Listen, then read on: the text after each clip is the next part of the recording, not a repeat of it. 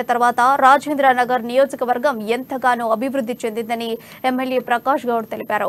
రాజేంద్ర నగర్ నియోజకవర్గంలో ఉన్న అన్ని చెరువులను మిషన్ భగీరథ, మిషన్ కాకతీయ ద్వారా అభివృద్ధి చేయడం జరిగిందని ఆయన అన్నారు.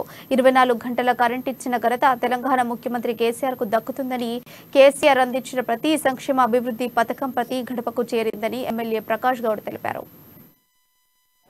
నేనేమంటే ఆనాడు తిరుగుతుంటే మేమే అనుకున్నాం మీ అభివృద్ధి చేయగలుగుతామని. కానీ తెలంగాణ వచ్చిన తర్వాత రోడ్సే కానీ, డ్రైనేజే కానీ, బ్రిడ్జిలే కానీ, చెరువులే కానీ, చెరువు గుంతలు కూడా తీసుకొని ఇలా చెరువులను నింపుకొని ఆబాది నీళ్ళు పెట్టింది.